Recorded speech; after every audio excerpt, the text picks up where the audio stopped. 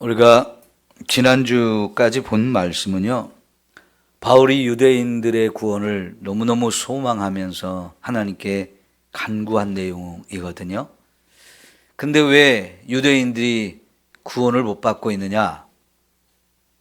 하나님이 정하신 구원의 원칙을 따르지 않고 이렇게 하면 구원을 받을 거다, 자기들이 생각한 방식을 따라서 구원을 받으려고 했기 때문에 그렇다는 겁니다. 구체적으로 설명하면 유대인들은 율법을 잘 지키면 자기들이 얼마든지 스스로 자기를 의롭게 할 수 있다라고 생각을 했어요. 그래서 율법을 지키는데 거의 목숨을 걸었다 할 정도로 그들이 율법에 열심을 냈습니다. 생각해 보세요. 우리가 뭔가를 노력해 가지고 하나님께서 야 정말 너 잘했다, 마음에 쏙 든다,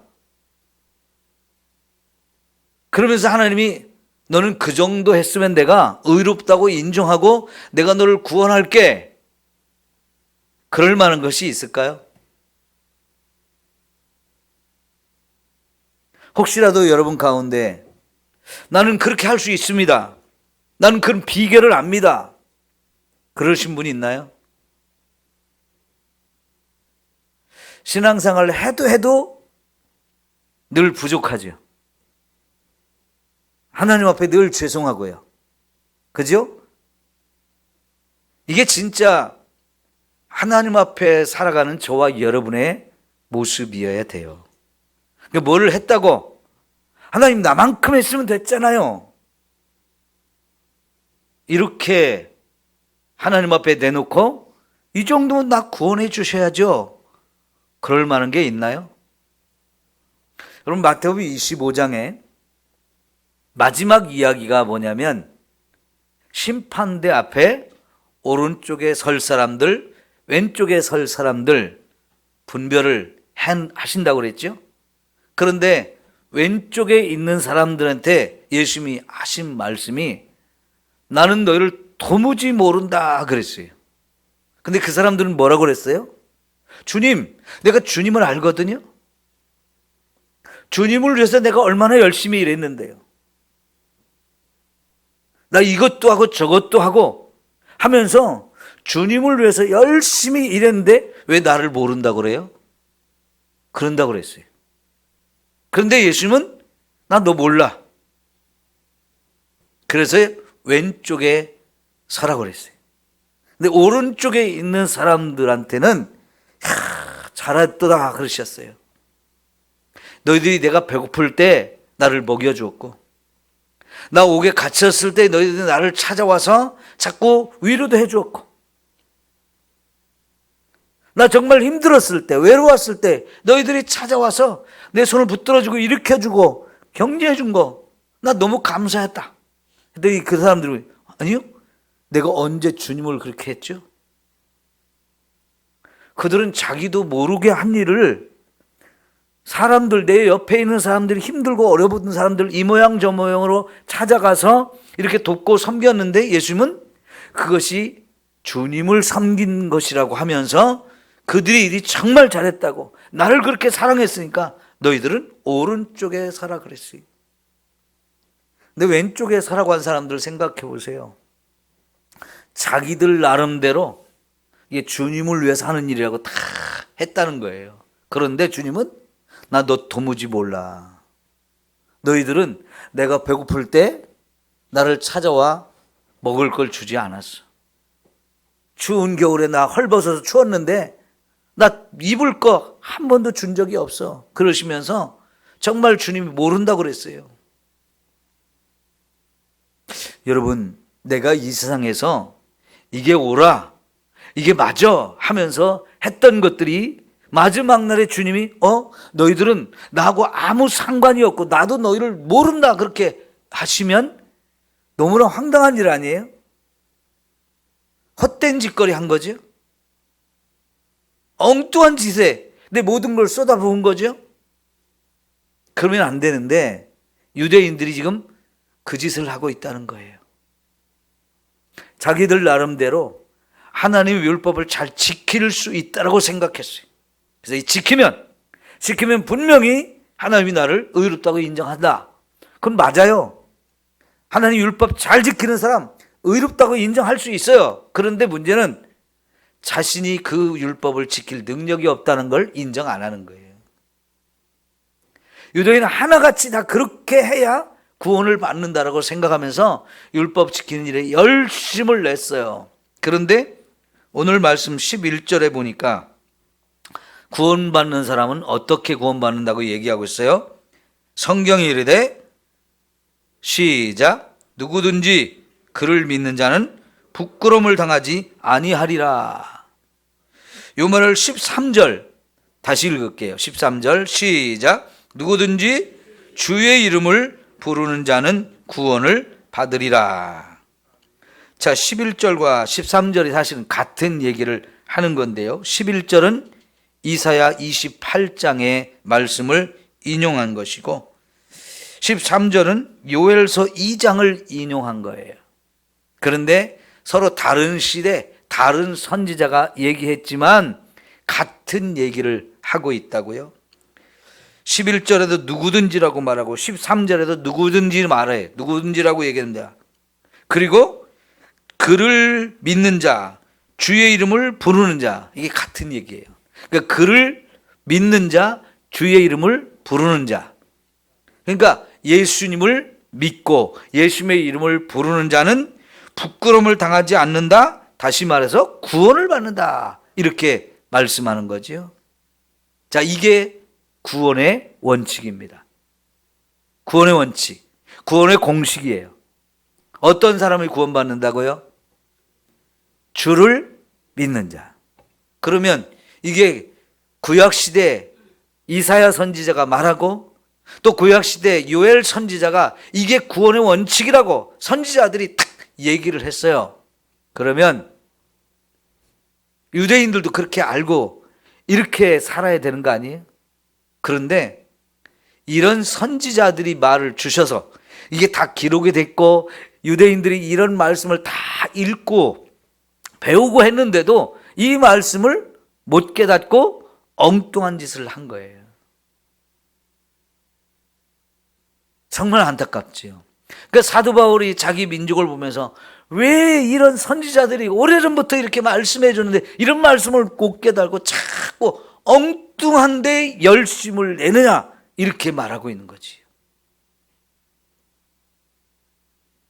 오늘은요 이 구원의 원칙을 가지고 이 구원의 원칙은 누구든지라고 말해요. 누구든지 구원받으려면 뭘 해야 된다고요? 예수님을 믿어야 된다. 누가 됐든 그게 유대인이 됐든 그것이 이방인이 됐든 똑같이 적용을 한다는 거예요. 유대인은 유대인을 구원을 해서 이렇게 적용을 하고 또 이방인은 이방인의 구원을 해서 다른 원칙을 적용하고 그게 아니라는 겁니다. 유대인이나 이방인이나 구원을 하는 데 있어서는 한 가지 원칙밖에 없는데 오직 하나님이 보내신 구원자인 예수님을 믿는 자만 이 구원을 받는다라고 말씀을 하시는 거예요. 여러분 이걸 유대인이 아직도 못 깨달아서 유대인들 중에 대부분이 예수님을 안 믿는 거예요. 구약 성경에 다 써 있는 얘기를 여전히 모르는 거예요. 근데 여러분 여기 11절 말씀이 사실은 9장 33절에 이미 인용을 했던 말씀이에요. 9장 33절 읽어볼까요? 시작. 기록된 바 보라 내가 걸림돌과 거치는 바위를 시온에 두느니 그를 믿는 자는 부끄러움을 당하지 아니하리라 함과 같으니라. 여기 말씀이 이사야 28장 16절 말씀인데 9장의 마지막 절에도 그 말씀을 온전히 처음부터 끝까지 이렇게 인용을 했어요. 보라 내가 걸림돌과 거치는 바위. 걸림돌이 뭐래? 걸어가다가 발에 딱 걸려가지고 그것 때문에 내가 넘어지게 하는 그런 돌이잖아요. 그런 돌을 하나님이 시온에 두었고 이 시온이 예루살렘이거든요. 그러니까 이스라엘 중심에 이 거치는 돌, 이스라엘 백성들을 걸려서 넘어지게 하는 돌을 주었는데, 그런데 주의 그를 믿는 자는 부끄러움을 당하지 않는다 그랬어요. 예수님이 이 세상에 하나님 보내신 구원자로 이 세상에 오시는데 그분이 이스라엘 땅에 오셨잖아요. 유대인으로 오셨잖아요. 다윗의 후손으로 오셨잖아요. 그죠? 그런데 그분을 믿지 않으니까 사람들이 다 거기 걸려 넘어지는 거예요. 근데 원래 하나님은 이 예수를 믿고 구원을 받으라고 보내주신 분인데, 안타깝게도 이 예수를 믿는 게 아니고 거기에 걸려서 다 넘어지더라는 거예요. 그런데 하나님이 예수를 보낸 목적이 뭐냐?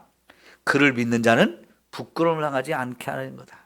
그를 믿고 구원을 받게 하려고 보내주셨다는 거예요. 그런데 이 예수를 믿기는커녕 오히려 거기에 다 걸려서 넘어지는 상황이 되어졌는데, 왜 그렇게 했느냐? 자기들이 생각하는 구원의 방식이 틀렸던 거예요. 예수님이, 하나님이 말씀하신 구원의 이 원칙을 깨닫지 못하고 자기들 나름대로 이렇게 하면 구원받을 거라고 자기들 방식을 가지고 자꾸 고집스럽게 그 길만 갔던 거예요. 그런데 아무리 시간이 흘러도 하나님은 그 구원의 원칙을 변화시킬 수가 없었던 거예요.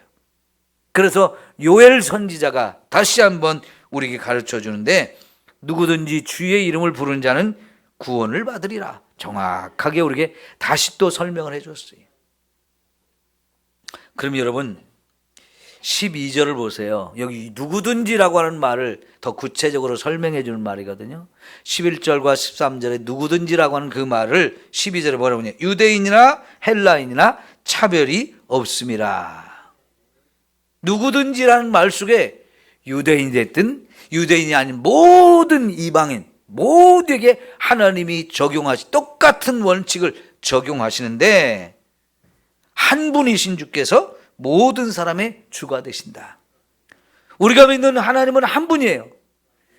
유대인이 믿는 하나님이나 이방인이 믿는 하나님이나 똑같은 분이에요. 하나님은 유대인의 하나님도 되시고 이방인의 하나님도 되셔요. 그래서 유대인에게도 똑같은 원칙, 이방인에게도 똑같은 원칙을 주셔서 차별을 하지 않는다는 거예요. 유대인과 이방인 서로 다르다고 하나님이 너는 이렇게 하고 너는 이렇게 하고 차별 대우를 하지 않고 동일한 원칙을 가지고 우리를 구원하신다는 거예요. 그래서 그를 부르는 모든 사람에게 부유하시도다. 이 부유하시다는 얘기는요, 하나님이 모든 사람의 하나님에 대해서 부르는 자마다 풍성한 은혜를 부족함이 없이 채워주시는 것을 말하거든요. 그래서 주를 믿게 되면 무엇이든지 간에 그것이 영적인 것이든 육적인 것이든 부유함을 누릴 수 있게 해주신다는 거예요. 자, 여러분 로마서 3장 전에 우리 한번 찾아 읽었는데요. 다시 돌아가 볼게요.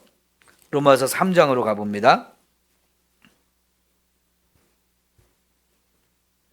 21절부터 볼게요. 21절부터 이제는 율법에 하나님의 한 의가 나타났으니 율법과 선지자들에게 증거를 받은 것이라. 여러분, 하나님은 율법을 주시면서 율법을 잘 지키라고 하셨어요. 근데 그 율법을 잘 지키라고 하는 의미가 분명히 율법을 잘 지키면 의로워지는 건 맞지만, 하나님이 율법을 주시면서 너희들이 율법을 지킬 수 없는 자라는 것을 깨달아야 된다. 내가 원하는 것은 정말 누가 됐든 율법을 잘 지키는 것인데, 문제는 뭐냐면 이 율법을 내가 주었어도 너무나 귀한 율법이지만 이 율법을 받아갖고 우리가 지키려고 하는데 하다 보니까 안 된다는 걸 스스로 깨닫게 되어서, 내 힘으로는 안 됩니다. 하나님 나 좀 불쌍히 해주시고 나 좀 도와주세요. 어떻게 하면 내가 이 죄 문제, 내가 율법을 지키지 못해서 죄를 지었는데 이 죄 문제 해결받을 수 있나요? 자꾸 하나님께 묻고 하나님의 도우심을 구해야 되는 거예요. 그래서 갈라디아서 3장에 보면 율법이 우리를 그리스도께 인도하는 몽학 선생이다라는 표현을 했어요. 여기 20절에서는요 율법의 행위로 그의 앞에 의롭다 하심을 얻을 육체가 없나니 율법으로는 뭐 한다고요? 죄를 깨닫게 하는 것이다. 율법이요 하는 역할이 뭐냐면, 율법이 내가 그 율법 못 지켜서 또 넘어졌고 또 죄를 지었구나, 내가 죄인이구나 하는 걸 깨닫게 해서 결국은 이 죄인 내 힘으로 내 능력으로 안 되니까 하나님 나 좀 도와주세요 했을 때 하나님이 제시한 건 예수를 믿어라. 내가 보낸 구원자 예수, 내 아들인데 너희 죄를 대신 짊어지고 십자가에 죽게 했으니까 그 죄값을 다 치르려고 이런 엄청난 십자가의 죽음을 당했으니까 그 예수를 믿어라. 그러면 너희가 지은 죄를 다 용서할 거다. 이게 이제 하나님이 원래 원하시는 건데요. 그래서 21절에 이제는 율법 외에 하나님의 한 의가 나타났으니, 그 하나님의 한 의, 그게 뭐냐면 예수를 믿는 자를 의롭다 하시는 것을 말하는 거예요. 근데 그것이 율법에서도 그걸 가르쳐주고 있고 선지자들도 다 그 얘기를 했다는 거예요. 여러분, 아까 우리가 이사야 28장, 요엘서 2장 선지자들이 하는 얘기가 그를 믿으라는 거였잖아요. 그래야 구원을 받는다. 이게 선지자들이 가르쳐준 거예요. 그래서 여러분, 우리가 지금 창세기를 읽어도 출애굽기, 레위기, 민수기, 신명기를 읽어도 어디서든지 다 예수님을 찾아야 된다고 그랬죠. 그래서 제가 자꾸 요거는 예수님을 예표하는 겁니다, 이런 얘기를 계속 했는데, 예를 들어서 6월절에 어린 양을 잡아야 됐는데 그거는 죽을 장자를 대신해서 어린 양이 죽는 거였잖아요. 그게 어린 양이 결국은 예수님이 와서 우리를 대신해 십자가에 죽을 것을 미리 가르쳐주는 얘기라고 그랬잖아요. 그것처럼 여러분, 구약의 특별한 사건들, 특별한 인물들, 특별한 내용들, 이게 다 예수님이 오셔서 하실 일들을 미리 그런 사건을 통해서 보여주는 일이었다는 얘기죠. 여러분, 드라마 참 잘 보시잖아요. 근데 드라마를 잘 보다 보면 뭐가 보이냐면 복선이 보인다 그래요. 복선이. 여러분, 그런 얘기 아세요? 드라마를 잘 보다 보면 뜬금없이 뭔 얘기가 하나 딱 나왔는데 저 얘기가 왜 나왔지 싶은 것들이 있어요. 그런데 나중에 보면 그게 뒤에 가서 딱 연결이 돼가지고 문제들을 딱 해결해주고 거기 딱 연결이 되는 그런 이야기들이 나오거든요. 그게 바로 복선이라는 거예요. 복선. 여러분, 우리가 서로 두 사람이 만나서 얘기를 주고받는데 내가 마음 먹는 얘기가 있어요. 그런데 직접적으로 얘기를 안 하고 돌려서 이렇게 얘기를 하거든요. 그런데 좀 눈치가 빠른 사람은 저 사람이 지금 이 얘기를 하지만 사실은 이걸 말하는 거구나. 눈치가 빠른 사람은 그거 알죠. 그 말할 때도 서로 만나서 얘기할 때도 직접적으로 얘기가 어려울 때는 좀 돌려서 얘기를 해가지고 그 사람이 알아듣겠지 하고 말할 때가 있어요. 그런 것처럼요, 드라마라는 것도 재밌게 만들기 위해서요, 얘기를 진행하다 갑자기 뭔 얘기가 툭 튀어나와요. 그런데 알고 보니까 그 툭 튀어나온 게 나중에 무슨 문제가 해결되고 나중에 더 재미있게 하는 그런 장치였어요. 그것이 복선이라는 거예요. 그것처럼 여러분, 하나님께서요, 우리를 구원하시는 문제가 너무너무 중요하잖아요. 하나님께도 중요하고 우리에게도 가장 중요한 거예요. 근데 그 구원의 문제를 하나님께서는요, 오래전부터 미리미리 다 알려줬어요. 근데 다양한 방식으로 알려줬어요. 그러니까 6월절에 어린 양을 통해서 가르쳐 주었고, 노아 홍수 때의 방주를 통해서 하나님이 그렇게 죽어가는 사람들 가운데서 하나님이 구원하시는 자가 있는데 방주를 잘 만들어서 그 안에 들어가면 산다. 예수를 믿으면, 예수님 안에 들어가면 우리가 산다. 아무리 세상에 죄악으로 멸망하는 세상에도 그렇게 살아날 자가 있다는 걸 가르쳐 주는데 그 방주가 바로 예수님을 가르쳐 주는 거예요. 우리가 죄를 지었을 때 하나님 앞에 가서 재물을 잡아가지고 탁 죽여서 재물로 들여가지고 하나님께 불태워 올릴 때 하나님 그거 받으시고, 야, 너는 그 죄를 용서하기 위해서 양을 대신 죽였구나. 네가 죽어야 되는데 양을 죽였구나. 그렇다면 내가 너의 죄를 용서해 줄게. 이게 제사의 방식이었거든요. 그 제사 드리는 방식이 결국은 예수님이 십자가에 죽어서 우리 죄를 용서하시는 걸 그렇게 가르쳐 주는 거잖아요. 그러니까 구약 성경에서 계속해서 우리는 예수님을 찾고 예수님을 만나고, 이게 예수님이 하실 일이고 이게 예수님의 마음이고 이런 것들을 자꾸 우리가 찾아야 되는 거였거든요. 그런데 안타깝게도 똑같은 유대인인데 대부분의 유대인들이 구약 성경을 그렇게 많이 읽고 그렇게 많이 외우고 그렇게 열심히 지키면서도 예수님을 못 찾는 거예요. 여러분, 빌립이라고 하는 집사님이 사마리아 전도를 하고 성령이 이끌어가지고 애굽으로 내려가는 길로 가라 해가지고 가다 보니까 마차를 타고 가는 에티오피아에서 온 내시가 예루살렘에 와서 명절, 유대인의 명절을 지키고 이제 내려가는 길인데 마차에서 성경을 읽고 있어요. 사실 마차가 덜컹덜컹하기 때문에 그 덜컹거리고 흔들리는 데서 성경을 읽는 거 쉽지 않거든요. 그런데 그런 시간에도 참 이 사람이 믿음이 좋아서 명절을 지키고 돌아가는 길에 흔들리는 마차 위에서 성경을 읽는데 이사야 53장을 읽었어요. 성령이 가라. 그래서 옆에 가서 들으니까 이사야 53장을 읽거든요.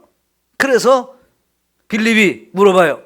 당신이 지금 읽는 그 말씀을 깨닫느냐고. 그랬더니 그 사람이 뭐라고 그랬어요? 내가 이 말씀을 읽기는 읽는데 여기서 말하는 그가 누구인지 모르겠다고. 그가 찔림은 우리의 허물을 인함이요 우리의 죄악을 인함이라. 그가 징계를 맞음으로 우리는 나음을 얻었고 그가 채찍에 맞음으로 우리는 치료를 받았다. 이런 말씀들이 나오는데 도대체 그가 누굽니까? 모르겠어요. 나 선지자를 말하는 겁니까? 또 누구를 말하는 겁니까? 그 말씀을 빌립은 알았잖아요. 그가 누구를 가리키는 거예요? 예수님을 가리키는 거였단 말이에요. 그러죠. 빌립은 그가 예수님인 걸 알았기 때문에 그 말씀을 놓고 내가 마차에 올라타서 가르쳐 드릴게요. 그래서 타고 가면서 지금 설명을 해요. 여기서 말하는 그가 누구인지. 그가 예수님이라고. 그 예수님이 오셔서 채찍에 맞고 십자가에 죽으면서 정말 우리의 죄를 다 짊어지고 우리의 죄 가운데 구원하시려고 그분이 그와 같은 일을 당했는데 예수님이 얼마 전에 십자가에 죽었는데 부활하셔가지고 죽음을 이기셨다. 그 예수님이 하나님이 약속한 메시아다. 그럼 나도 그 예수님을 믿고 싶다. 그래서 마차를 멈추고 길 옆에 있는 물에 내려가서 세례를 받잖아요. 이게 간단한 구원의 원리거든요.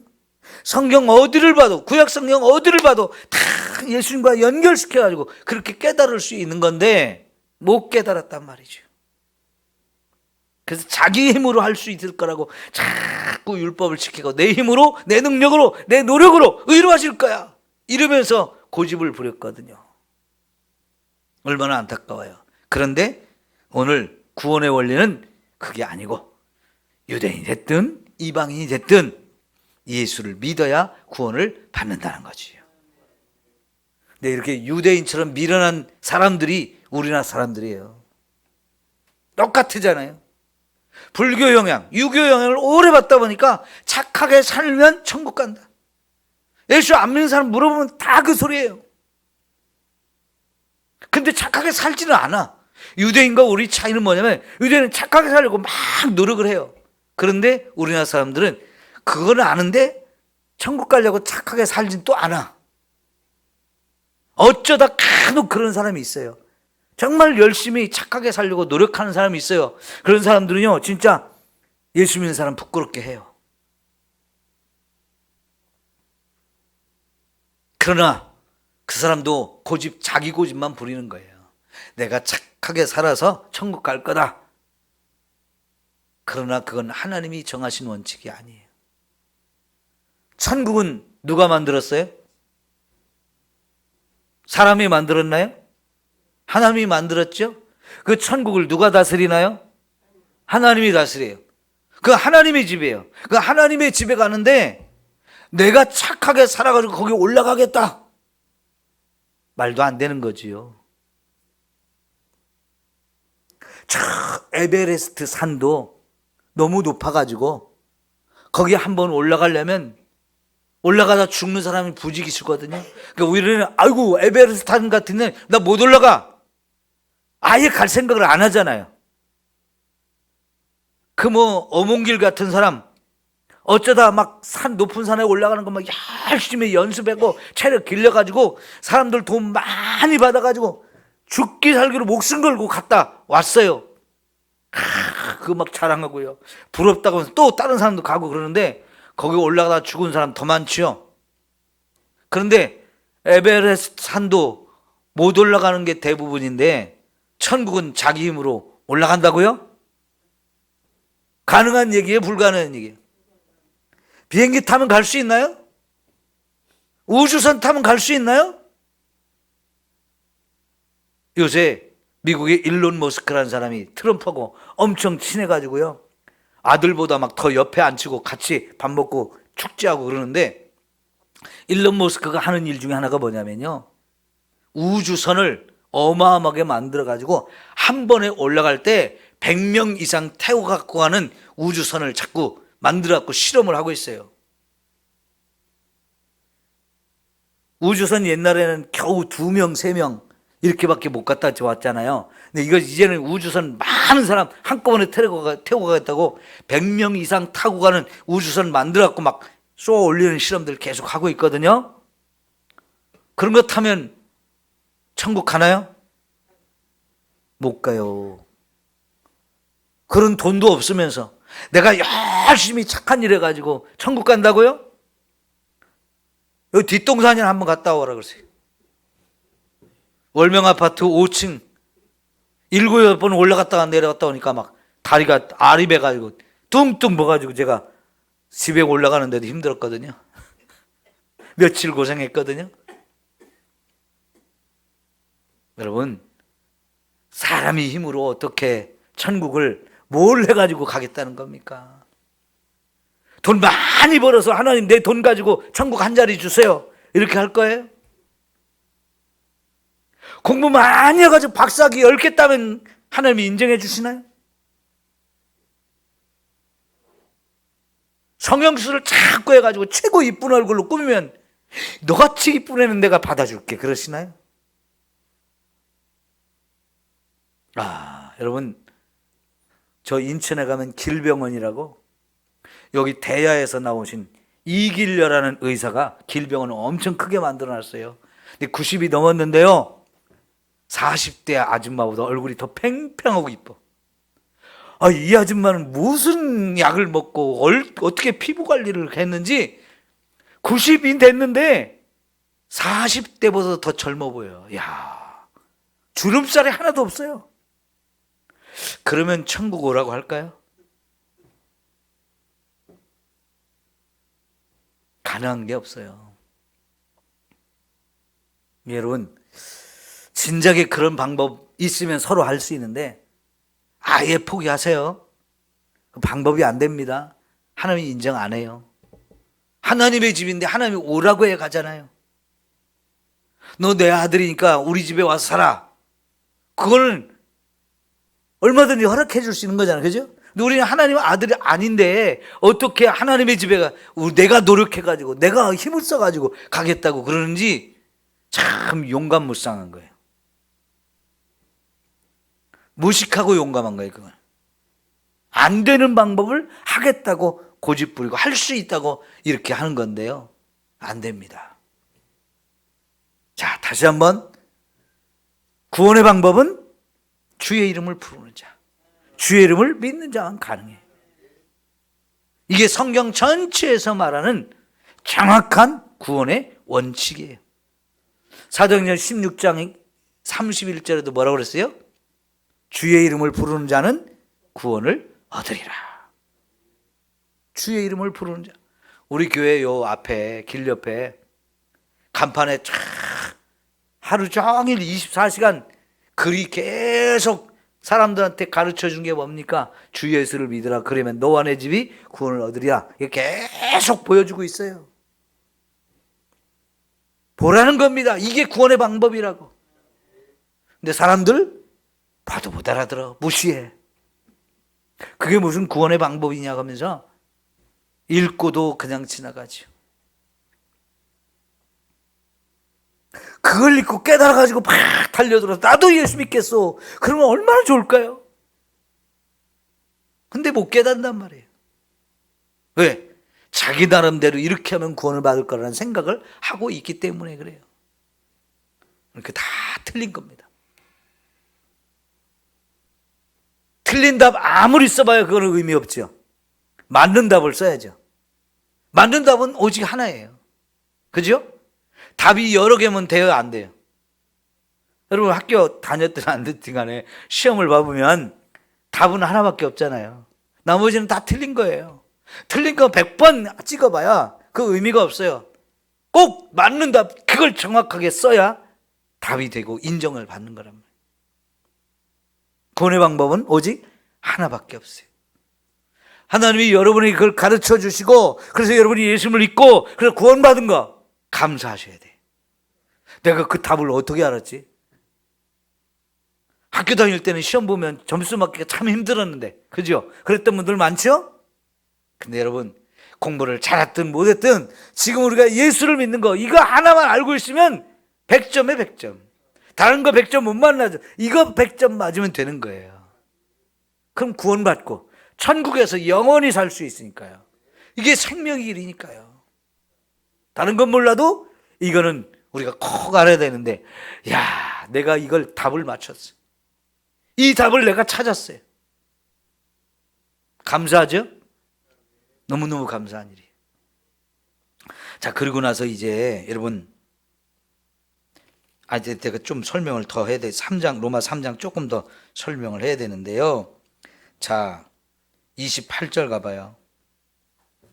그러므로 사람이 의롭다 하심을 얻는 것은 율법의 행위에 있지 않고 믿음으로 되는 줄 우리가 인정하노라. 예. 하나님은 다만 유대인의 하나님이시냐? 또한 이방인의 하나님은 아니시냐 그랬어요. 유대인은 그렇게 생각했죠. 오직 자기들만의 하나님이라고 생각했고, 이방인 놈들 하나님 하나도 몰라. 그러니까 하나님 우리만 알아. 근데 바울이 그 얘기를 물어보는 거예요. 정말 하나님이 유대인만의 하나님이고 이방인의 하나님은 아니냐? 그랬는데 여기 바울이 뭐라고 말하냐면 진실로 이방인의 하나님도 되시느니라 그랬어요. 네, 왜요? 이방인도 하나님 만드셨잖아요. 이방인도 하나님 만드셔가지고 이방인도 구원하기를 기뻐하시는 분이 하나님이에요. 이방인을 구원을 위해서 계획하신 분이 하나님이에요. 유대인만 구원하시는 것이 아니고 그 이방인의 하나님도 되셔서 이방인도 구원하기를 원하신다. 그래서 다시 할례자도 믿음으로 말미암아 또한 무할례자도 믿음으로 말미암아 의롭다 하실 하나님은 한 분이시니라. 여러분, 할례자는 유대인이고요, 무할례자는 이방인이에요. 아브라함에게 하나님이 너와 내 후손이 할례를 꼭 받아야 된다고 그랬죠? 그러니까 아브라함의 후손된 유대인은 다 할례를 받았습니다. 이방인은 그걸 몰랐어요. 그래서 할례를 못 받았어요. 그렇지만 하나님은 할례자의 하나님도 되시고 무할례자의 하나님도 되셔요. 그리고 할례자를 구원할 때도 믿음으로, 무할례자를 구원할 때도 믿음으로, 오직 믿음으로 말미암아 그들을 구원하는데, 하나님은 이방인의 하나님도 되시고 유대인의 하나님도 되신다는 거예요. 그런즉 우리가 믿음으로 말미암아 이 율법을 파기하느냐? 그럴 수 없느니 도리어 율법을 굳게 세우느니라. 믿으면 예수님이 이미 율법을 다 완성하신 분이 되기 때문에 예수님과 함께 우리도 율법을 완성하는 사람이 되어지는 거예요. 그래서 율법이 폐기되는 게 아니고 율법을 완성하는 은혜를 주시는데요. 다시 이제 9장, 10장으로 우리 다 돌아가서요. 이제 14절, 15절 보고 이제 맞춰야 되거든요. 정리해야 됩니다. 그런즉 그들이 믿지 아니하는 일을 어찌 부르리요? 듣지도 못하는 일을 어찌 믿으리요? 전파하는 자가 없이 어찌 들으리요? 보내심을 받지 아니했으면 어찌 전파하리요? 그랬어요. 거꾸로 얘기를 합니다. 어떤 사람이 믿었는데 어떻게 해서 그 사람이 믿게 됐느냐는 거예요. 그 사람이 복음의 말씀을 들었기 때문에 믿게 된 거고, 근원을 하나씩 찾아가는 거죠. 그러면 어떻게 그 말씀을 들었느냐? 누군가 가서 들려줬기 때문에, 전파했기 때문에 그렇게 들었다는 거죠. 그럼 그 사람은 왜 가서 복음을 전했느냐? 그 사람의 복음을 전하라고 보내신 분이 있었기 때문에 이렇게 가서 전했고 들었고 믿어서 구원을 받게 됐다는 거지. 우리 어떤 한 사람이 믿고 구원을 받는 일은 결국은 누군가 가서 복음을 전해서 그걸 복음을 들어야 이걸 믿고 구원을 받을 수 있다는 얘기죠. 그래서 강조하고 싶은 게 뭐냐? 결국은 복음을 전하는 자가 얼마나 중요하냐 하는 거예요. 하나님께서 특별히 일생의 모든 사람들 구원하고 싶어가지고 저와 여러분을 계속해서 복음을 전하라고 세상에 보내고 있는데 그 복음을 전하라고 보내는 것, 그래서 가서 복음을 전하는 게 이게 얼마나 귀하고 아름다운 일이냐라고 얘기를 하잖아요. 그래서 기록된 바 아름답도다 좋은 소식을 전하는 자들의 발이여 함과 같으니라. 뭐가 아름답다고요? 복음을 전하러 가는 사람, 그 사람들 발걸음이 정말 아름다운 발걸음이고 그 사람들이 정말 아름다운 사람들이라고 찬양하는 거예요. 이 사명을 누구한테 줬어요? 우리에게 주셨죠? 여기 있는 여러분 모두에게 주셨죠? 한 사람도 예외 없이. 이 사명을 안 주신 분이 없어요. 너는 전도하지 마, 안 해도 돼, 이런 분이 있을까요? 그런 사람 하나도 없어요. 예수님 믿고 구원받은 저와 여러분 모두에게 하나님은 너도 구원받았으니, 다른 사람이 전하는 복음을 듣고 너도 구원받았으니 이제 이 구원의 복음 가서 전해가지고 다른 사람 꼭 구원할 수 있도록 기회를 만들어줘라. 가서 복음을 들려줘라. 그래야 그 사람이 믿을 수 있잖아.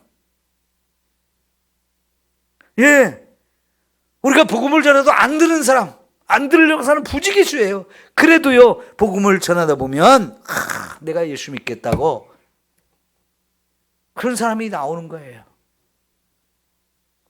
제가 아까 월명 아파트 갔다고 그랬는데, 월명 아파트 엘리베이터가 없어가지고 5층까지 올라갔다 내려갔다 하려면요 진짜 다리가 아파요. 근데 그 아파트가 오래돼가지고 빈집도 또 많으네. 5층까지 올라가는데 빈집이야. 아유, 헛수고한 것 같아요.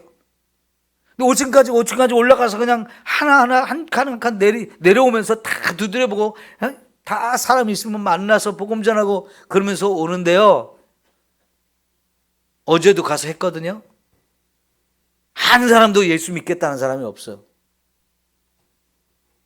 침만 자꾸 들었어요. 그런데요, 제가 그 월명 아파트를 자꾸 가는 이유가 있어요. 거기서 전도해가지고 교회 나온 사람이 있거든요. 제가 전도해가지고 거기 가서 사람 만나가지고 전도해서 나온 사람이 있거든요. 그러니까 또 있을 거라는 생각을 가지고 하나님이 또 붙여줄 거라는 믿음을 가지고 또 가는 거예요. 다리가 부르틀진데요. 그렇다고 뭐 월명 아파트만 가는 거 아니고요. 저 송풍동에 거기도 5층 아파트 또 올라가는 거예요. 이런 아파트들은 엘리베이터가 없어요. 오래전에 쳐가지고. 여러분 가시라고 하면 여러분 더 못 가잖아요. 제가 한 살에도 어리니까 제가 가야지. 토요일 날도 우리 빈대떡 붙여가지고 전도자들이 얼마나 많이 돌아다니는지 몰라요. 여러분, 그 다니는 거 못하시면 빈대떡이라도 좀 와서 붙여주세요. 청소라도 좀 해주시고, 주방에 음식 만들어서 좀 같이 점심 같이 먹을 수 있도록 준비 좀 해주시고, 다 전도하는 거예요. 여러분이 전도헌금 내는 것도 전도하는 거고, 나가는 사람 할 수 있도록 또 전도지 사고 건빵도 사고 뭐 이런 거 하는 거 다 같이 전도에 같이 동참하는 거예요. 그러니까 여러분, 우리 전도의 사명을 받았는데 감당할 수 있도록 같이 힘을 합해야 돼요. 이게 온 교회가 함께 힘을 합해야 이게 되지지, 난 못해요 하면서 자꾸만 뒤로 물러서면요 교회가 그 일을 못해요. 여러분, 우리 교회가 전도를 하는 교회가 되기를 원하세요? 안 하는 교회가 되기를 원하세요? 예? 나도요, 전도 안 하면 내 육신은 편해. 골머리 안 썩어도 돼. 여러분한테 자꾸 전도하자고 얼굴 붉히면서 얘기 안 해도 돼요. 다른 교회 가보세요. 전도하는 사람이 있나? 목사님들이 전도하라는 말을 하나 안 하나? 말을 해도 또 전도는 안 해. 요즘 다 교회들이 전도 안 하잖아요. 그래도 여러분, 우리 교회가 전도에 힘쓰는 교회가 된 거 감사할 일이에요? 아니면 귀찮은 일이에요? 했으면 좋겠어요? 안 했으면 좋겠어요? 솔직하게 얘기해 보세요. 네? 해야죠? 왜 해야 돼요? 주님이 주신 사명이고, 이렇게 해야 구원을 받는 사람이 생기니까요. 그렇게 전도한 사람이 내일 모레 돌아가실 노인이 됐든 금방 태어난 어린이가 됐든 다 귀한 거 아니에요? 전진영 집사님이 기르던 개가 없어져 가지고 막 애가 달아서 그러는데요, 한 달 만에 찾았대요. 축하를 좀 해줘야 되겠어. 왜냐하면 너무 마음 아파했어. 사랑하니까. 근데 그 개를 어떻게 찾았느냐? 그러니까 물에 빠져가지고 못 나왔대요. 아마 한 달 전에 빠진 건 아닐 것 같아. 한 달 전에 빠져서 지금까지 물속에 있으면 죽었을 거야. 체온이 떨어져 죽었던지 배가 고파 죽었던지 며칠 전에 빠졌을 것 같아. 그나마 지 힘으로 못 나와서 물속에서 허우적거리는 거 지나가는 사람이 좀 찾아가지고 거기 건져줘서 살아났다는데, 축하해요. 감사해요. 좀 마음 아파가지고 오죽하면 새벽에 와서 기도했대잖아요. 근데 진짜 살아서 찾았어요. 얼마나 감사한 일이에요. 개 한 마리도 그런데, 예? 집 나간 개 한 마리도 그렇게 안타까워서 그러는데, 개하고 정이 붙어서 사랑하니까.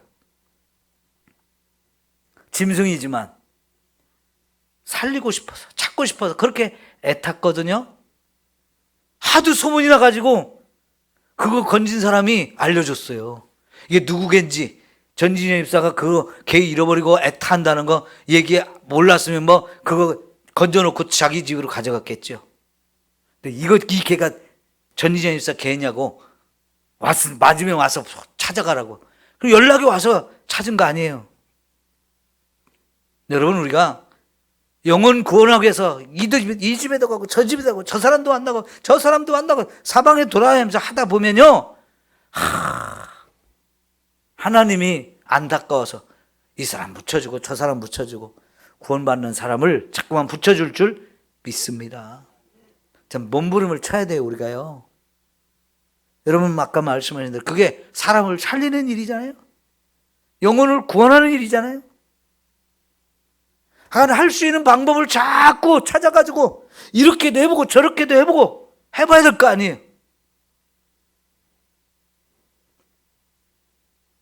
하나님이 가장 기뻐하시고 가장 아름다운 일이라고 했으니까요. 그 아름다운 일을 우리가 해야 되죠. 에? 자꾸 전도해야 됩니다. 에? 여러분, 나가서 못하면 기도하시고 전도헌금 자꾸 해주시고. 건빵도요, 보니까 종류가 여러 가지가 있더라고요. 그래서 이번에 조금 비싼 거 샀어요. 맨날 똑같은 것만 줘다가 조금 비싼 거, 다른 교회도 다 싼 것만 하더라고요. 그래서 조금 비싼 거 사봤어요. 사람들이 좋아할까 봐. 전도하려면 또 돈도 들어요, 이렇게. 지난번 구원대회 행사하면서 사실은 경로잔치도 하고 선물도 주고 하니까 몇백만 원 들어서 한 거예요. 그걸 어떻게 합니까? 여러분이 그동안 전도헌금을 하신 분들이 있기 때문에 그게 가능한 거거든요. 근데 전도헌금 안 하시는 분이 있으면 빠짐없이 하세요. 예? 그래야 전도를 더 열심히 할 수 있어요. 다 필요한 일이에요. 그리고 기도도 열심히 해주시고, 여러분 할 수 있으면 와서 토요일 날 와서 점심 같이 해주시고, 빈대떡 부치고, 연세 드신 분들이 빈대떡 부치느라고 그냥 허리 아파서 못하겠대, 다리 아파서 못하겠대. 그럼 젊은 사람들이 와야 될 거 아니에요? 언제까지 할머니들한테만 맡길 거예요? 청소년들, 할아버지들만 맡기죠. 안 되잖아요. 젊은 사람이 왔으면 얼마나 쓱쓱쓱 잘하겠어. 이제 연세 드시면요, 허리도 아프지만 눈이 안 보여가지고 더러운 걸 잘 몰라. 그래도 해주신 게 너무 감사하긴 하지만 젊은 사람이 눈 잘 보이니까 막 깨끗하게 좀 빡빡 닦아주면 얼마나 더 좋아요. 더 반짝반짝 빛날 거 아니에요. 하시는 분들이 있으니까 나 안 해도 되지, 그러면 안 돼요. 좀 바톤 타치가 돼야 되는데 바톤 타치가 안 되니까 그냥 연세 드신 분들이 힘들어도 와서 하시는 거 아니에요? 그래, 연세 드신 분들 와서 하시는 게 너무 감사한데 언제까지 이거 구경만 할 거예요? 젊은 사람들이 자꾸 이어받아서 제가 하겠습니다, 제가 하겠습니다 자꾸 그래야 될 거 아니에요? 예? 그죠? 여러분이 힘이 빠질 때까지는 해야 돼. 아이고, 나 이제 월명 아파트 못 올라가겠다. 저도 그럴 날이 올 거예요. 그런 날이 오기 전에 여러분 한 번이라도 더 전도합시다. 예? 전도하셔야 돼. 하나님이 가장 기뻐하시네, 가장 아름다운 발걸음이라고 그랬어요. 기도하겠습니다.